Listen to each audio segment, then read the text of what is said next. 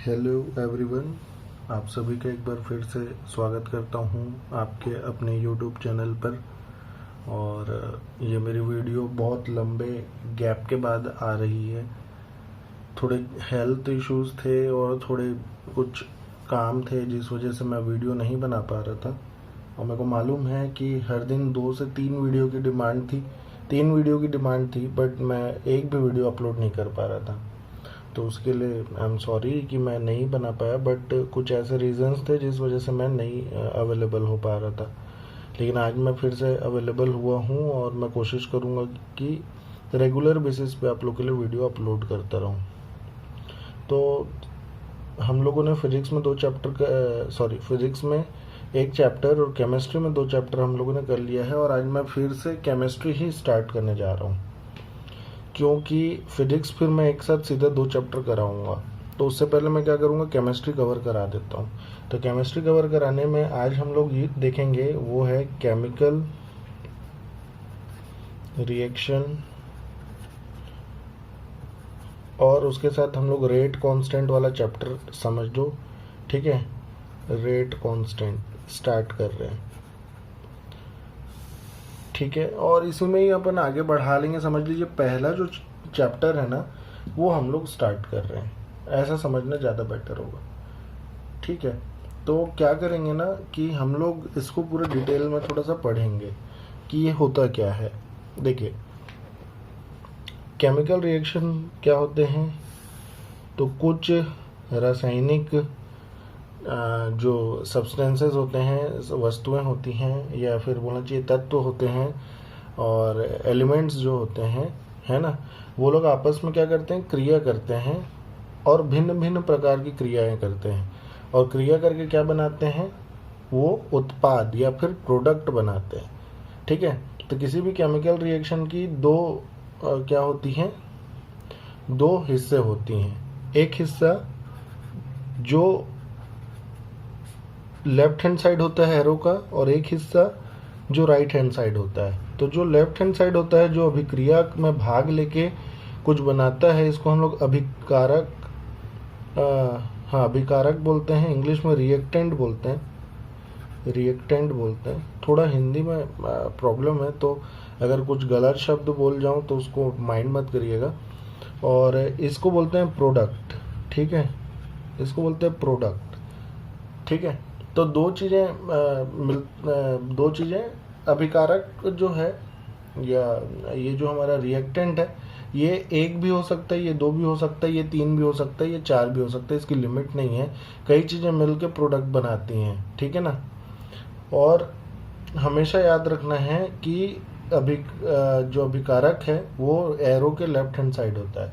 तो chemical reaction को हम लोग मेन 2 हिस्सों में बांटते हैं। एक को बोलते हैं क्या, रिवर्सिबल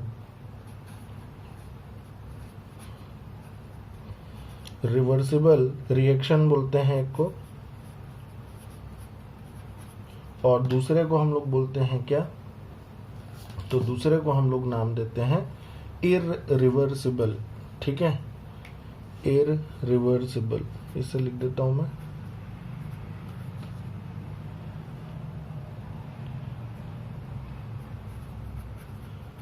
सिबल रिएक्शन। ठीक है, हालांकि ये चैप्टर इजी है और हम सभी ने पढ़ा हुआ है। ठीक है, हिंदी में अगर मैं बोलूँ रिवर्सिबल का मतलब क्या होता है, तो इसको हिंदी में बोलते हैं उत्क्रमणीय अभिक्रिया। और इसको बोलेंगे अनुत्क्रमणीय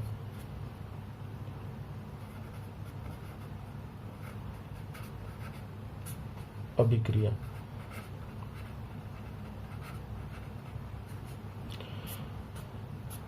ठीक है, तो इसको उत्क्रमणीय और इसको अनुत्क्रमणीय अभिक्रिया कहते हैं। देखिए, ध्यान से समझिएगा, बहुत इम्पोर्टेंट है। हालांकि सारे के सारे बच्चे साइंस के ही हैं, हमारे जो ACF की तैयारी कर रहे हैं वो साइंस ग्रुप को ही बिलोंग करते हैं, उनको अच्छे से ये चीज़ मालूम है। ठीक है, तो ये क्या होता है इसको समझिएगा। तो ये जो है ना, ये क्या होता है, ये बाई डायरेक्शनल होता है। ठीक है ना, बाई डायरेक्शनल रिएक्शन है ये। बाई डायरेक्शनल का क्या मतलब है, ये दो दिशा में क्या करता है, द्विदिशात्मक है ना, दोनों दिशा में ये अभिक्रिया होती है। जैसे रिएक्टेंट, आपने ले लिया रिएक्टेंट, एक इस दिशा में और एक इस दिशा में, और इधर ले लिया प्रोडक्ट, ठीक है। तो ये क्या करेगा, रिएक्टेंट क्या बनेगा, प्रोडक्ट बनेगा।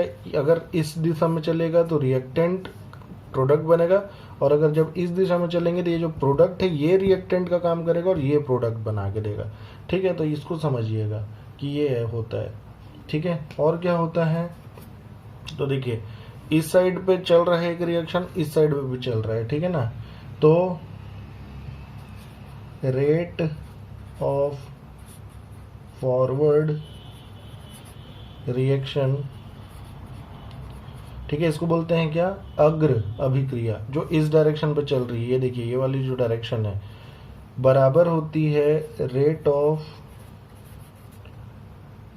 किसकी, फॉरवर्ड एंड बैकवर्ड, है ना, बैकवर्ड रिएक्शन। तो इसको बोलेंगे अग्र अभिक्रिया और इसको बोलेंगे पश्च अभिक्रिया। तो अग्र अभिक्रिया की दर पश्च अभिक्रिया की दर के बराबर होता है, मतलब बोला जा सकता है कि क्या, ये दोनों सेम स्पीड से क्या करते हैं, ये रिएक्शन करते हैं। और जब अग्र अभिक्रिया की दर पश्च अभिक्रिया की दर के बराबर हो जाता है तो ऐसी ही स्थिति को हम लोग क्या बोलते हैं, तो इंग्लिश में बोलते हैं इक्विलिब्रियम और हिंदी में बोलते हैं साम्यावस्था। इक्विलिब्रियम हिंदी में बोलते हैं साम्यावस्था। तो मेरे ख्याल से ये क्लियर हो गया होगा, इसमें कुछ एकदम रॉकेट साइंस वाली चीज़ तो है नहीं, इजीली आप लोग समझ सकते हैं, ठीक है। अब आगे जाते हैं हम लोग अनुत्क्रमणीय में। अनुत्क्रमणीय की अगर बात करेंगे तो अनुत्क्रमणीय में क्या हो जाएगा, ये एक दिशा है, एक दिशात्मक है,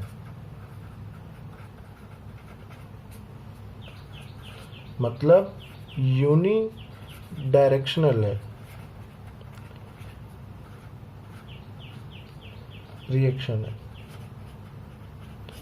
यूनि डायरेक्शनल रिएक्शन है, ठीक है। मतलब ये है रिएक्टेंट और डायरेक्ट एक एरो लगाओ और ये मिल गया हम लोग को प्रोडक्ट, ठीक है। ये क्या है, यूनि डायरेक्शनल है, ठीक है। और क्या है, इसमें साम्यावस्था संभव नहीं है, साम्यावस्था संभव नहीं, ठीक है ना। इसमें साम्यावस्था वाला कोई कंसेप्ट नहीं है, मतलब इसमें रिएक्टेंट सीधा किस में कन्वर्ट हो जाएगा, प्रोडक्ट में, और प्रोडक्ट दोबारा रिएक्टेंट नहीं बनेगा। क्यों, क्योंकि ये रिवर्सिबल नहीं है, ये इरिवर्सिबल है, ये कभी रिपीट नहीं करेगा, ये प्रोडक्ट से रिएक्टेंट कभी नहीं जनरेट कर पाएगा, याद रखना। तो ये दोनों बेसिक सा रिएक्शन है और इसके कुछ टाइप होंगे, उसको हम लोग को आगे पढ़ना है। तो मेरे ख्याल से ये चीज़ समझ में आ गई होगी कि जो मैं बताने की कोशिश कर रहा था, है ना। और एक पॉइंट है जो मैं यहाँ पे, पहले तो मैं यहाँ पे इसके लिए लिख देता हूँ, तो पहले मैं इस वाले ब्लॉक में लिखता हूँ, इस साइड पे। देखो बहुत इम्पोर्टेंट है ना, ये क्वेश्चन आ सकता है, ठीक है ना, जगह तो नहीं है, चलो मैं यहाँ पे लिख देता हूँ, ये बॉक्स बना के लिख रहा हूँ, ठीक है। तो ये कहाँ पे होता है, तो ये क्लोज सरफेस पे होता है, ये क्लोज्ड सरफेस बोलो या फिर वेसल बोलो, ठीक है ना। तो ये क्या होता है, बंद पात्र में होता है, ठीक है। जबकि हमारा जो अनुत्क्रमणीय अभिक्रिया है, ये जो है, जो इरिवर्सिबल है, ये ओपन एंड क्लोज्ड बोथ में होता है। तो ये क्वेश्चन बन सकता है कि आपको कंडीशन दे दे और क्या बोले कि बताइए कि मतलब इसमें से कौन सा रिवर्सिबल है और कौन इरिवर्सिबल है। तो क्लोज्ड वेसल बोलते हैं ना, बर्तन पात्र को वेसल बोला जाता है, तो ये क्लोज्ड वेसल में ही होगा। ये क्लोज्ड और ओपन दोनों वेसल में हो सकता है। ठीक है, तो ये हो गया हमारा जनरल ओवरव्यू केमिकल रिएक्शंस के ऊपर। अब अलग अलग टाइप के केमिकल रिएक्शंस हमको पढ़ने हैं। तो बेसिकली हमको जो केमिकल रिएक्शन पढ़ना है वो है इरिवर्सिबल, क्योंकि रिवर्सिबल तो सिर्फ एक ही प्रकार का होगा, ये जो हमने लिख दिया ये वाला। ठीक है, तो इरिवर्सिबल में क्या क्या आएगा यही हम लोग को डिटेल में पढ़ना है। तो स्टार्ट करते हैं हम लोग इरिवर्सिबल को। तो इरिवर्सिबल में कई सारी रासायनिक अभिक्रियाएं हैं और ACF के रिगार्डिंग पहले भी एग्जाम्स में डायरेक्ट क्वेश्चन यहाँ से आ चुका है। ठीक है, तो स्टार्ट करते हैं इरिवर्सिबल केमिकल रिएक्शन। हेडिंग डाल देते हैं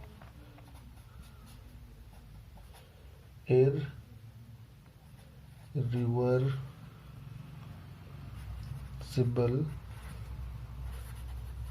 केमिकल रिएक्शन। तो हम लोग को यही पढ़ना है। तो इसमें हिंदी में इसको क्या बोलते हैं, तो इसको बोलते हैं अनुत्क्रमणीय। और याद रखेंगे कि जितने भी नेचर में 99.99% रिएक्शन जो होते हैं, नेचर बोलो या फिर हम जो भी कराते हैं लैब में, वो कैसे होते हैं, वो इरिवर्सिबल होते हैं। ठीक है, तो इस चीज़ को भी ध्यान रखना कि ये irreversible he maximum most of the chemical reaction जो है वो इरिवर्सिबल है। ठीक है, 1% या 0.1% जो है वो है क्या, रिवर्सिबल। तो इसमें फर्स्ट नंबर देखते हैं, उसको बोलते हैं हम लोग क्या, न्यूट्रलाइजेशन रिएक्शन। ठीक है, न्यूट्रलाइजेशन रिएक्शन। हिंदी में क्या बोलेंगे इसको, उदासीनीकरण अभिक्रिया। उदासीनीकरण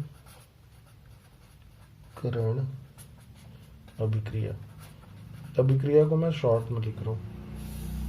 तो वर्ड से ही समझ में आ रहा है कि न्यूट्रलाइजेशन का मतलब क्या होता है, ये तो हमको मालूम है, न्यूट्रलाइज कर देना। जैसे अगर अपन चार्ज की बात करेंगे तो प्लस और माइनस एक दूसरे को न्यूट्रलाइज कर देते हैं, सेम वही कंसेप्ट आएगा किसमें, इसमें भी वही कंसेप्ट आएगा।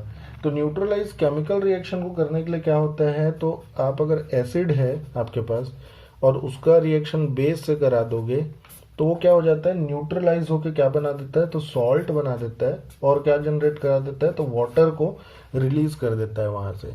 ठीक है, एसिड को हम लोग हिंदी में बोलते हैं क्या, अम्ल, और बेस को हम लोग हिंदी में बोलते हैं क्षार।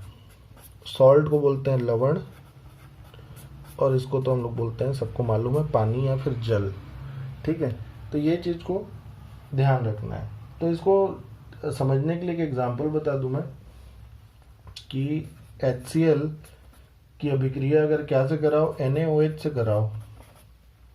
ठीक है, हाइड्रोक्लोरिक एसिड को सोडियम हाइड्रोक्साइड से रिएक्शन कराएंगे तो होगा क्या, तो सिंपल सी बात है, यहाँ पे OH है, यहाँ पे H है, ये क्या बना देगा, सबसे पहले तो वाटर निकाल दो। तो ये वाटर निकाल दिया, बच क्या गया, Na और Cl, तो यहाँ पे क्या बन जाएगा, NaCl बन जाएगा।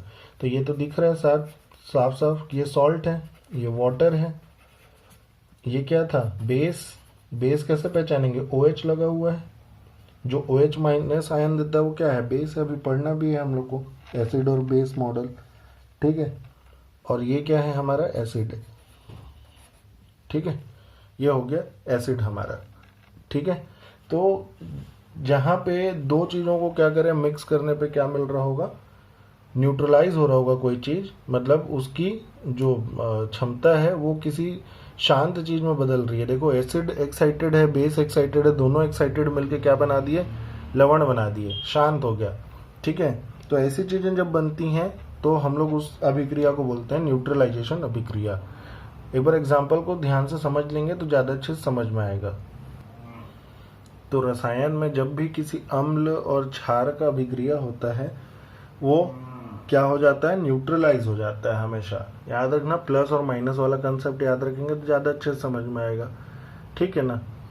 अगला जो अभिक्रिया है, जो सेकेंड टाइप है, उसको हम लोग बोलते हैं क्या, प्रेसिपिटेशन रिएक्शन।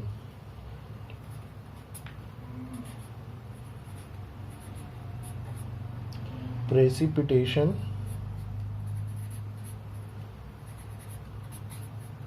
रिएक्शन, इसको हिंदी में बोलते हैं क्या, अवक्षेपण अभिक्रिया।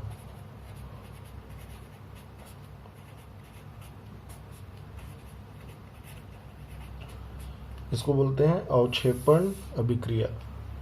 अवक्षेपण वर्ड से समझ में आ रहा होगा कि जब अवक्षेप बनता होगा तो उस टाइप की अभिक्रिया इसमें आएगी।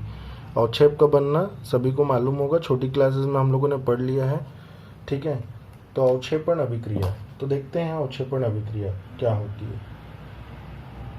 तो ऐसे कुछ चीजें जिन्हें हम मिलाएं और वो क्या बन जाए, वो कुछ अवक्षेप बना के नीचे जम जाए, है ना। कुछ मतलब बोलना चाहिए, जैसे मैं एग्जांपल लिख देता हूँ। जैसे हमने ले लिया AgNO3, इसको क्या बोलते हैं, सिल्वर नाइट्रेट ले लिया हम लोगों ने। ये कैसा है, जलीय है। एक्वस का मतलब होता है क्या, जलीय, मतलब इसमें पानी मिला हुआ है, ठीक है। उसके साथ क्या ले लिया हम लोगों ने, NaCl ले लिया। ये भी कैसा है, एक्वस है।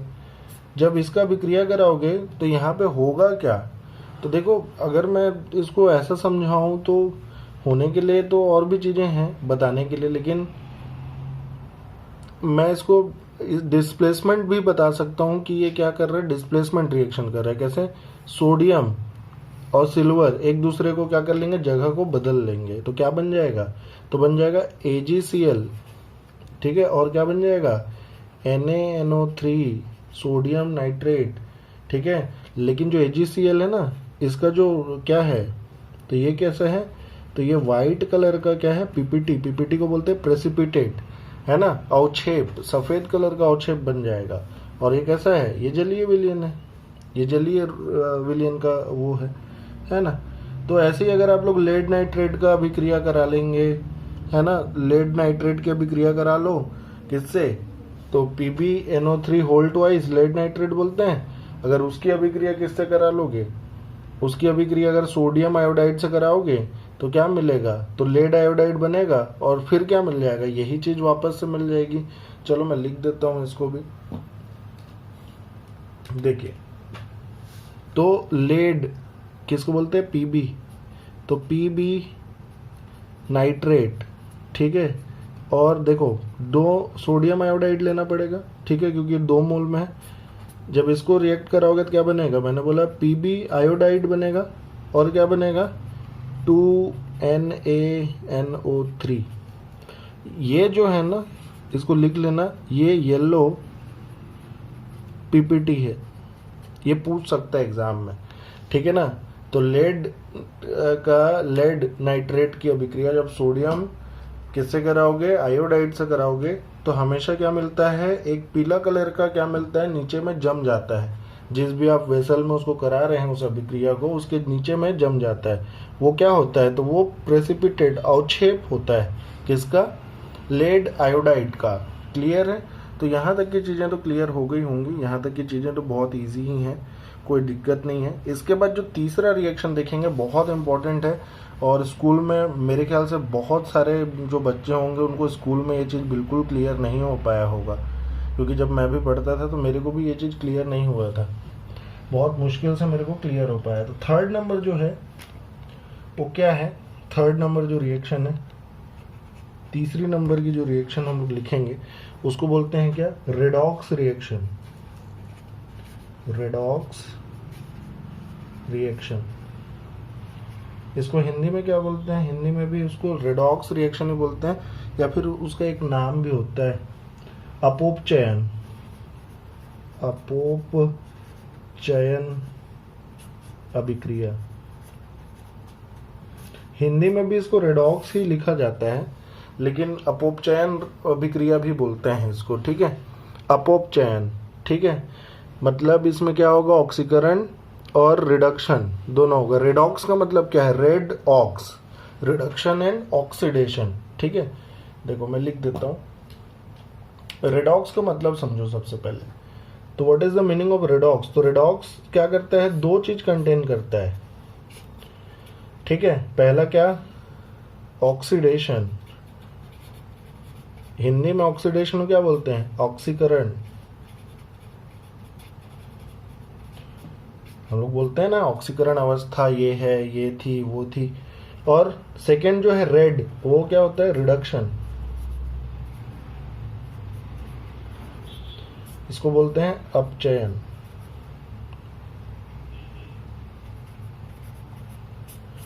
ठीक है, तो ऐसी अभिक्रिया जिसमें क्या हो रहा हो, ऑक्सीडेशन भी हो रहा हो, रिडक्शन भी हो रहा हो, ऐसे अभिक्रियाओं को हम लोग बोलते हैं क्या, उसको बोलते हैं हम लोग अपोपचयन अभिक्रिया या फिर रेडॉक्स रिएक्शन। जैसे MnO4 माइनस, ठीक है, प्लस Fe2 प्लस, इसको रिएक्ट कराएंगे तो क्या बनेगा, Fe+3 बन जाएगा और Mn+2 पे आ जाएगा। ठीक है, तो यहाँ पे यही चीजें बस हम लोग को क्या है समझनी है कि कैसे हो जाता है यहाँ पे। ठीक है, तो एकदम सिंपल सी बात है। समझने की बात क्या है कि कितना नंबर घट रहा है, कितना नंबर बढ़ रहा है। ठीक है, देखो किस चीज का, ऑक्सीजन और हाइड्रोजन। अच्छा, ऑक्सीकरण और अपचयन तो सबको मालूम होगा ना। ऑक्सीडेशन का मतलब क्या है कि addition of oxygen and removal of hydrogen बोलते हैं इसको जनरल टर्म पे, है ना। क्या बोलते हैं, ऑक्सीडेशन का मतलब है ऑक्सीजन का जुड़ना या फिर हाइड्रोजन का निकलना। उसका उल्टा जस्ट क्या हो जाता है, रिडक्शन। हाइड्रोजन का जुड़ना, ऑक्सीजन का निकलना।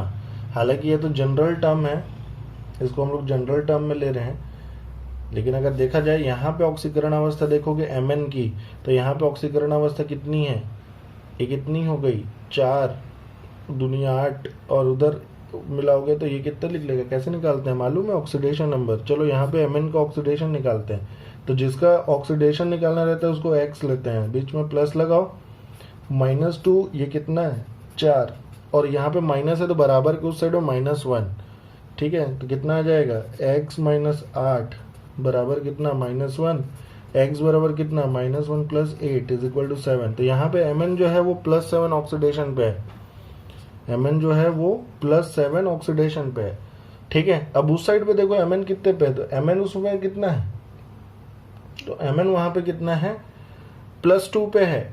ठीक है, तो ये चीज है, ये चीज समझ में आनी चाहिए, है ना।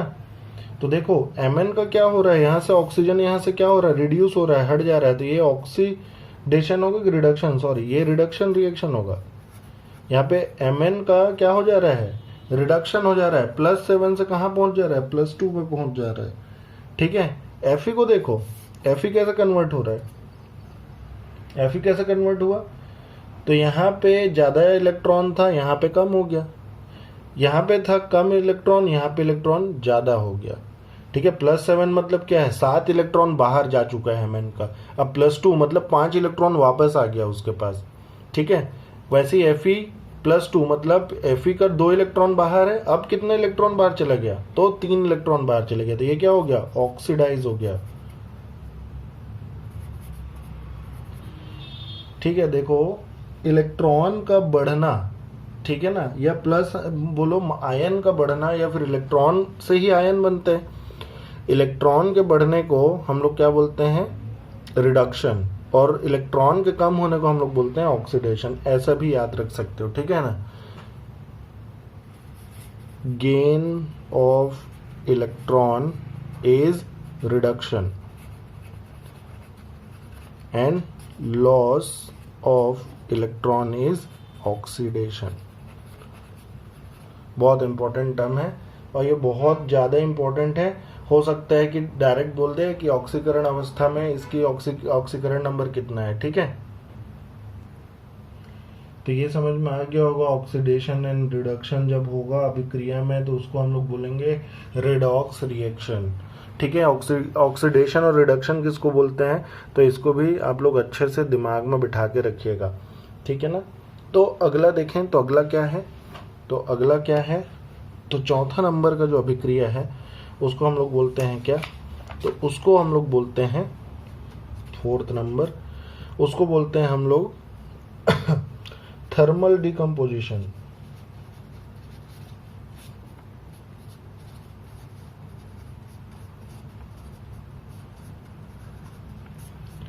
तापीय विघटन,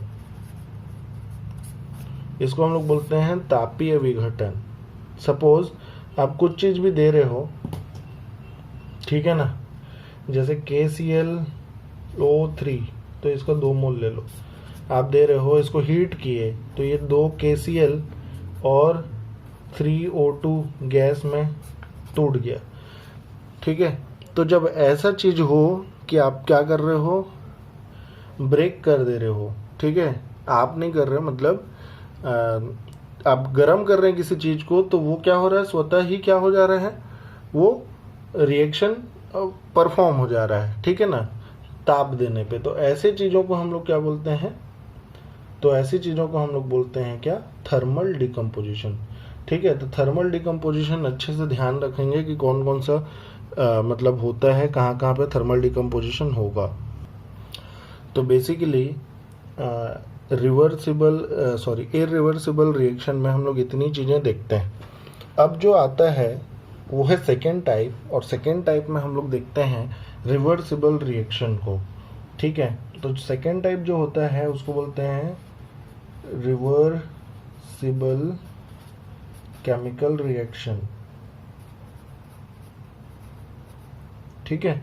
हिंदी में बोलते हैं उत्क्रमणीय रासायनिक अभिक्रिया, ठीक है, ये चीज है। तो सबसे पहले तो मैं क्या बताऊं कि ये होने के कुछ कंडीशन है, ठीक है, कुछ कंडीशन फॉलो होगा तब जाके ये अभिक्रिया हो पाएगी। तो इसके कुछ कंडीशन है जिसको मैं लिख देता हूं, ठीक है। तो सबसे पहला चीज तो है क्या, इक्विलिब्रियम ऑकर्स, साम्यावस्था का होना, ठीक है।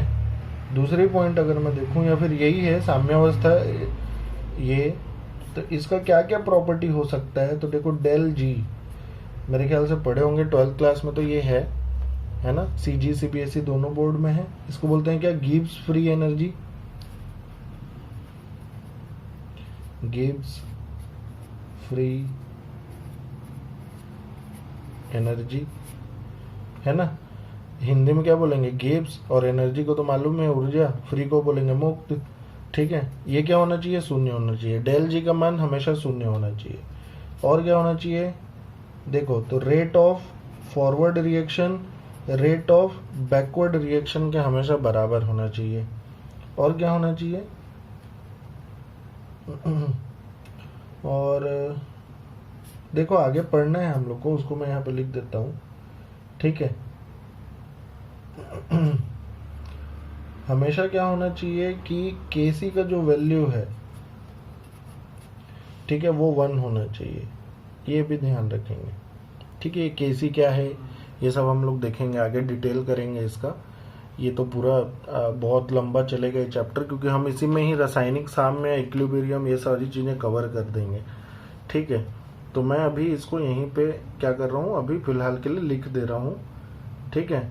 फॉरवर्ड रिएक्शन कब होगा, बैकवर्ड रिएक्शन कब होगा, ये भी क्या है, Kc पे डिपेंड करता है, ठीक है। इस चीज को ध्यान रखना। तो रेट कांस्टेंट के हिसाब से भी हम चीजें निकाल लेते हैं, ठीक। तो Kc पे यहाँ पे बात आके रुकी है, ये मैं एक्सप्लेन कर दूंगा जब मैं Kc और Kp पढ़ाऊंगा, ठीक है ना। सॉरी। तो रिवर्सिबल रिएक्शन मेरे ख्याल से बताने की कोई ज़रूरत नहीं है और ज़्यादा इसके बारे में। ये 2 टाइप से होती है, एक को बोलते हैं होमोजीनियस और एक को बोलते हैं हेट्रोजीनियस। और होमोजीनियस का मतलब ये है कि उसमें सारी चीज़ें गैस हों या फिर सारी चीज़ें लिक्विड हों। चलिए मैं बता देता हूँ, देखिए।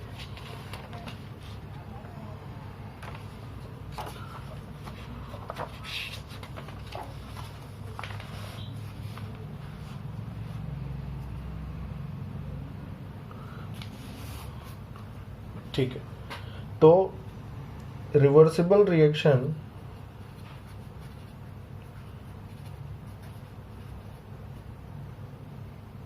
ठीक है, तो रिवर्सिबल रिएक्शन जो है उसको मेजरली हम लोग दो पार्ट में पढ़ सकते हैं। एक को बोलेंगे हम लोग क्या, होमोजीनियस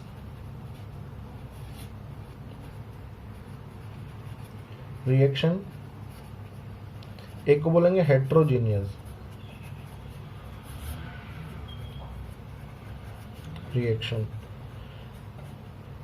मैं डिक्टेट कर देता हूं हिंदी में। होमोजीनियस का मतलब होता है समांगी और हेट्रोजीनियस का मतलब होता है विषमांगी। ठीक है ना, मैं लिख नहीं रहा हूं, चलो लिख ही देते हैं। समांगी और इसका मतलब होता है विषमांगी, विषमांगी अभिक्रिया ना। रिएक्शन का मतलब अभिक्रिया। देखो होमोजीनियस का मतलब क्या है, होमोजीनियस मतलब एक जैसे, होमो, ठीक है, होमो का मतलब है एक जैसे, मतलब इसमें जो रिएक्टेंट होगा और प्रोडक्ट जो होगा वो कैसे होंगे, एक ही अवस्था में होने चाहिए।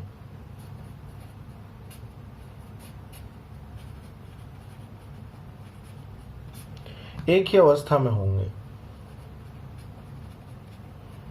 इसका क्या मतलब हुआ, मतलब अगर आपका रिएक्टेंट गैस है तो प्रोडक्ट भी आपका गैस ही बनेगा। जैसे H2 ले लिया गैस, आयोडीन ले लिया गैस, तो आपका जो HI है 2HI बनेगा, ये भी गैस। ठीक है, क्लियर। ठीक, तो अगर आपने सारा चीज आपका एक जैसे है, रिएक्टेंट और प्रोडक्ट, तो वैसी चीजों को हम लोग क्या बोलेंगे, वैसी चीजों को हम लोग बोलते हैं क्या, होमोजेनियस रिएक्शन।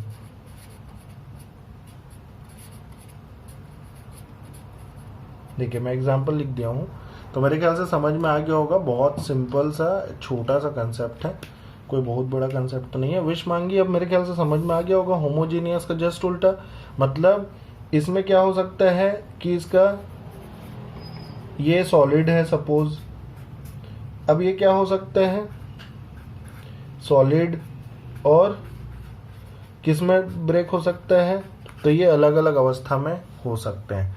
ठीक है, तो जब अलग अलग अवस्था में होगा तो उसको हम लोग बोलेंगे क्या, हेट्रोजीनियस। और अगर ये क्या है, अगर ये रिवर्सिबल रिएक्शन है तो ये हेट्रोजीनियस हो जाएगा। ठीक है, क्लियर है बात। तो बहुत इजी है, कोई ज़्यादा हार्ड नहीं है।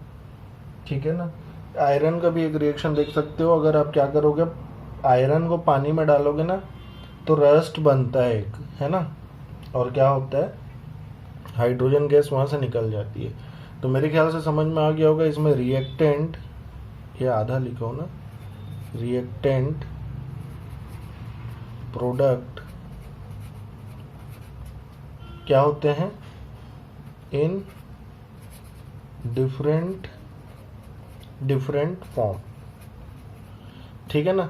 इसमें जो अभिकारक है और जो उत्पाद है वो अलग अलग अवस्था में हो सकते हैं। ठीक है, बड़ा सिंपल सा है, कोई हार्ड नहीं है। ठीक है, अब हम लोग बात करेंगे रेट ऑफ रिएक्शन के बारे में। बहुत इंपॉर्टेंट टर्म है रेट ऑफ रिएक्शन। ठीक है, अभिक्रिया की दर बोलते हैं इसको, रेट ऑफ रिएक्शन। तो मैं आज रेट ऑफ रिएक्शन भी क्या करता हूँ, स्टार्ट करता है और कोशिश करते हैं कि ख़त्म हो, बट नहीं हो पाएगा तो मैं नेक्स्ट वीडियो अपलोड करूँगा। ठीक है, तो हम लोग को देखना है क्या, रेट ऑफ रिएक्शन। हेडिंग डाल देता हूँ, रेट ऑफ रिएक्शन। इसको बोलते हैं अभिक्रिया की दर हिंदी में। नोट डाउन करते जाइए। इसको डिनोट करते हैं हम लोग आर से। ठीक है, स्मॉल आर से, अभिक्रिया की दर को। तो ये क्या होगा, अभिक्रिया की दर, किसी भी चीज की दर को क्या करते हैं हम लोग, समय के रेस्पेक्ट में नापते हैं, है ना। तो अभिक्रिया की दर, तो अभिक्रिया की दर क्या होगा, तो सांद्रता जो होता है, कंसंट्रेशन, है ना, उसमें जो परिवर्तन होगा, किसके रेस्पेक्ट में, किसके सापेक्ष में, समय के सापेक्ष में। तो इस चीज को हम लोग क्या बोलेंगे, उस अभिक्रिया की दर बोलेंगे। देखो तो R इज इक्वल टू क्या होगा, अच्छा ऐसे वाला R भी लिख सकते हैं, है ना, मैं ऐसा वाला R लिख रहा हूं, जैसा वाला भी लिख सकते हैं। सांद्रता हिंदी में सांद्रता, इंग्लिश में कंसंट्रेशन में परिवर्तन समय अंतराल।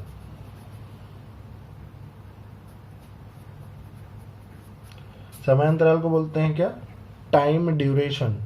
लेकिन किस में, ये भी तो पता होना चाहिए किस में। तो याद रखो, सांद्रता किसकी परिवर्तन होगी भाई? अगर आप अभिक्रिया लिख रहे हैं, अभिक्रिया करा रहे हैं, तो आपके पास पहले से तो प्रोडक्ट होगा नहीं। आपके पास क्या होगा?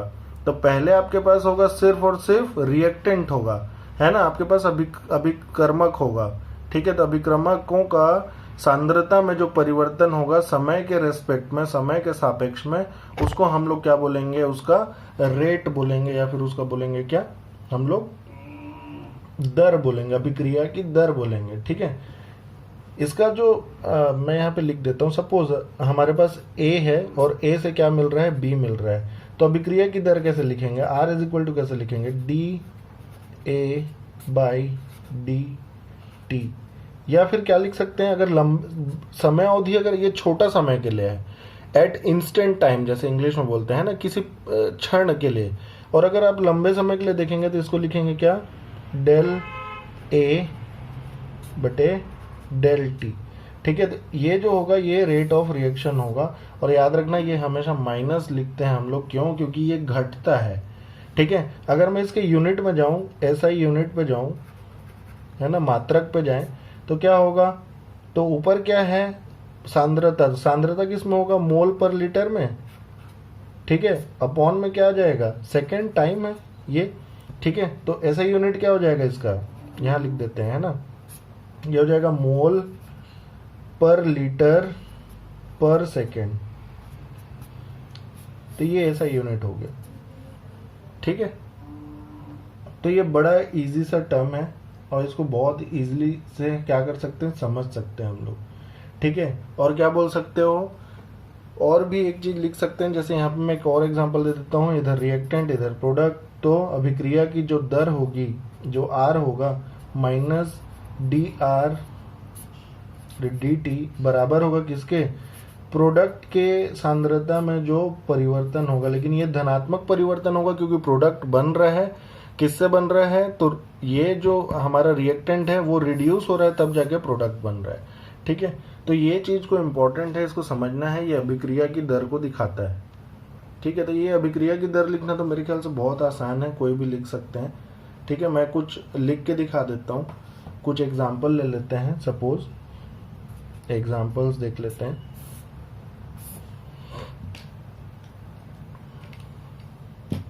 तो देखो क्या है हमारे पास। सपोज हमने ले लिया क्या? N2 ले लिया है और 3H2 ले लिया है, और क्या बना दिया है हमने? 2NH3 बना दिया है, ठीक है। तो बोल रहा है ये होमोजीनियस है, ठीक है ना। ये तो पता चल रहा है N2 ये गैस है, H2 ये भी गैस है, और ये भी क्या है? गैस ही बना है। हमारे पास अमोनिया गैस का निर्माण कर रहे हैं हम लोग, है ना।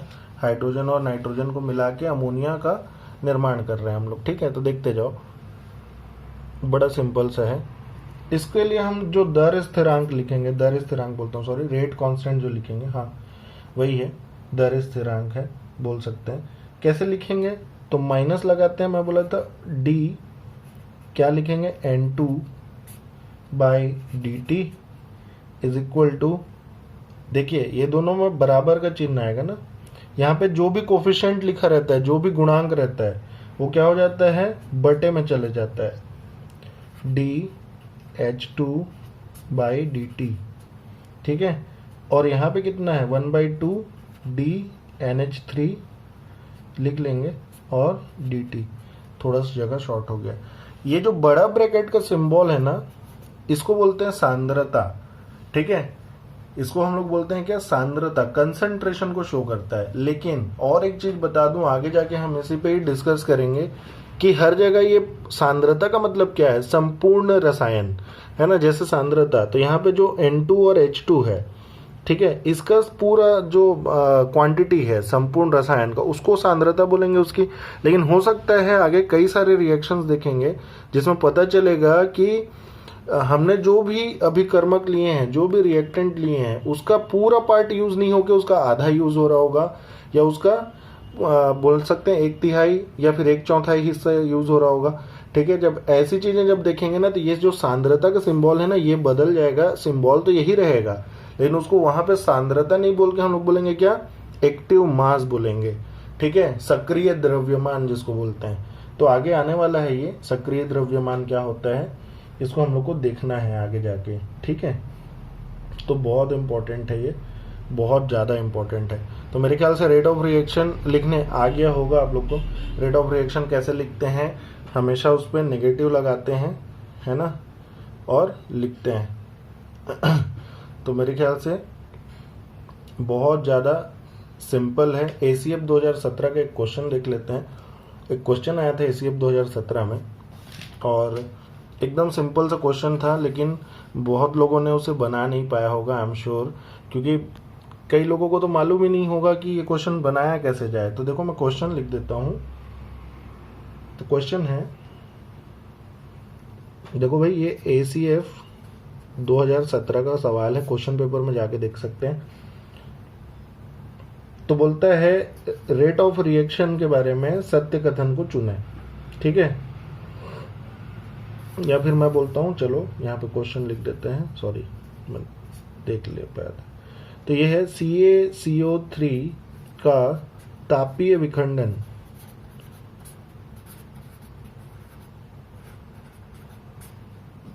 CaCO3।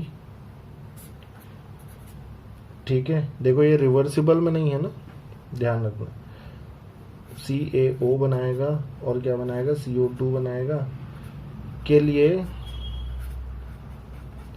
सत्य कथन है। तो ऑप्शन ए जो है वो क्या है, बंद पात्र में उत्क्रमणीय है।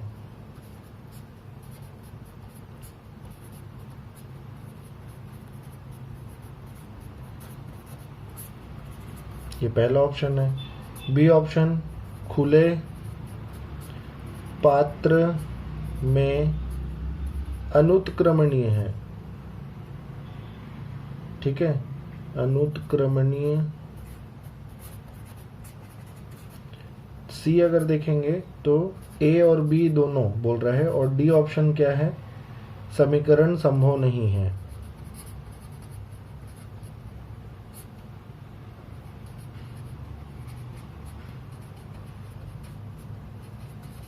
और ई है वो है NOTA, none of the above.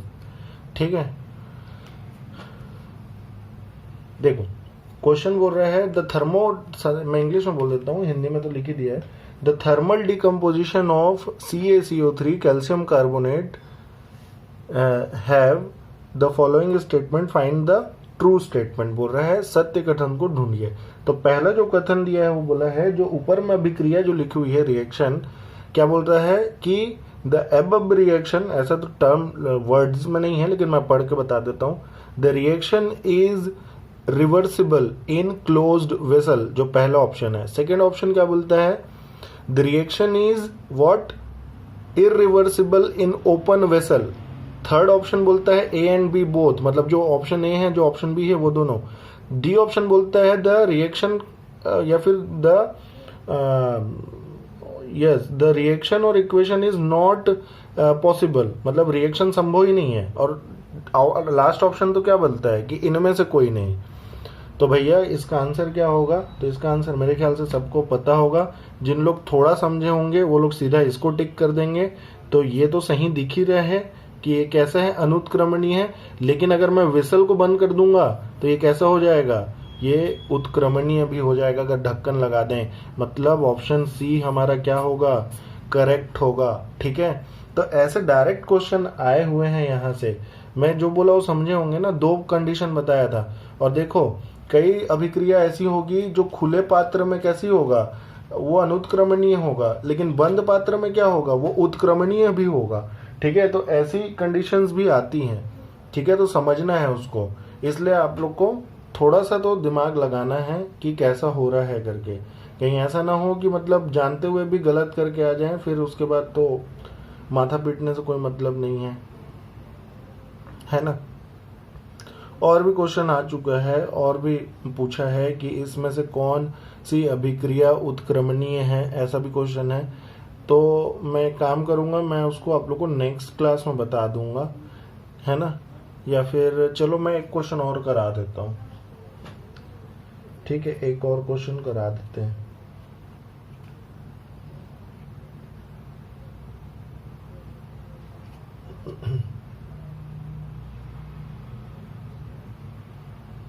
अच्छा, ये क्वेश्चन मेरे को मिल तो नहीं रहा है, लेकिन याद है कि ऐसा कोई सा क्वेश्चन तो था।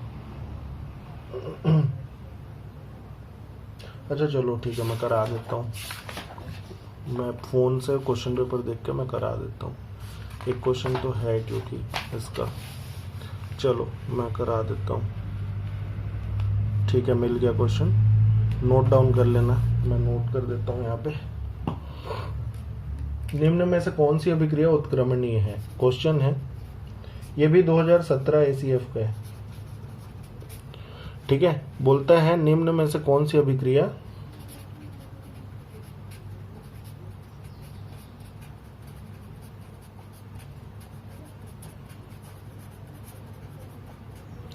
क्या है, उत्क्रमणीय है।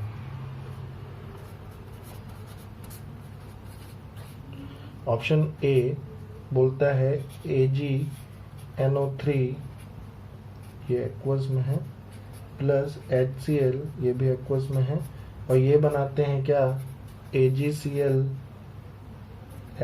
ये है क्या, सॉलिड, और HNO3 ये, ठीक है। और क्या है, B 2Na plus 2H2O gives 2NaOH plus H2। फिर बोलता है CH3COOH, है ना, और बोलता है NaOH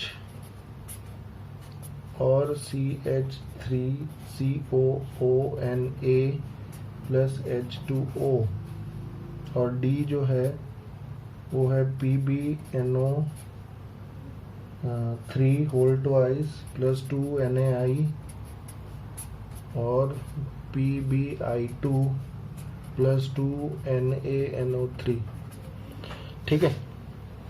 और जो ऑप्शन ई है वो ऑलवेज होता है नोटा, अगर है तो वो नोटा ही होगा, नॉन ऑफ दी अबव होगा।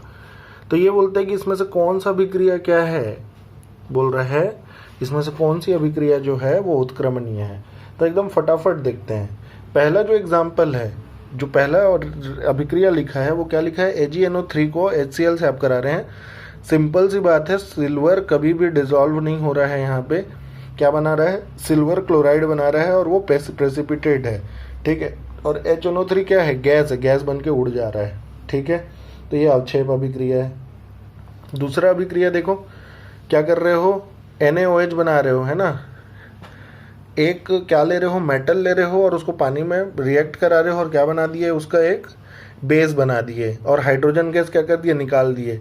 तो हाइड्रोजन गैस को जब बाहर उड़ गया तो ये तो रिएक्शन वापस से नहीं करके ये नहीं बना सकता, मतलब ये क्या है, ये भी नहीं होगा, ठीक है। ये भी क्या है, मतलब ये अवक्षेप बन गया, अवक्षेप गैस के साथ क्या नहीं करेगा, रिएक्शन नहीं करेगा। सेम वैसे ही यहाँ पे ये बन गया, गैस उड़ गया, तो ये रिएक्शन वापस नहीं जाएगी। तीसरा रिएक्शन देखो, न्यूट्रलाइज हो रहा है, क्या हो रहा है, ये एसिड है, OH जुड़ा है ना, सॉरी हाँ ये एसिड है, ये H प्लस देगा, है ना, यहाँ से H प्लस देगा, ये OH माइनस देगा, ये बेस है, ये क्या बना दिया, एक सॉल्ट है ना, और पानी है, पानी भी रहेगा सॉल्ट भी रहेगा, दोनों रिएक्ट करके क्या कर सकते हैं, वापस देने की क्षमता रखते हैं। क्यों, क्योंकि ये तो क्या बनाता है, ये तो क्या है, येलो कलर का PPT है, PPT है मतलब क्या है, ये तो रिवर्स हो नहीं सकता, दैट मीन्स यही एक जो है वो रिवर्स हो सकता है, ठीक है। तो ये देखिए, दो क्वेश्चन तो डायरेक्ट रिएक्शन के आधार पे आ गया है, तो ये चीज़ हम लोग को समझना है, ठीक है ना, कि ये कैसे डायरेक्ट क्वेश्चन हम लोग के ACF के पहले के पेपर में आ चुका है।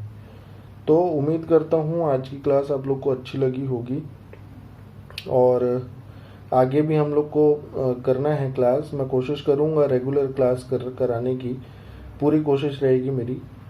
बट हो सकता है कि बीच में अगर ना भी आए वीडियो, तब भी आप लोग पुरानी वीडियो को देखें और पढ़ते रहें, बट मैं कोशिश पूरी करूँगा कि मैं अब कंटिन्यू वीडियो अपलोड कर सकूँ। एटलीस्ट कुछ नहीं तो 1 से 2 वीडियो मैं कोशिश करूँगा अपलोड करने की।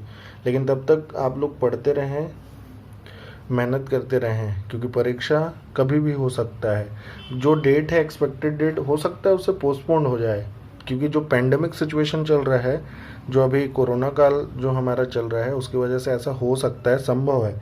लेकिन ये भी संभव है कि परीक्षा उस तिथि में भी हो जाए, इसलिए आप लोग कमर कसें और पढ़ते रहें, ठीक है। तो वीडियो को लाइक करें, शेयर करें और सब्सक्राइब करें, और नेक्स्ट वीडियो तक के लिए बहुत बहुत धन्यवाद।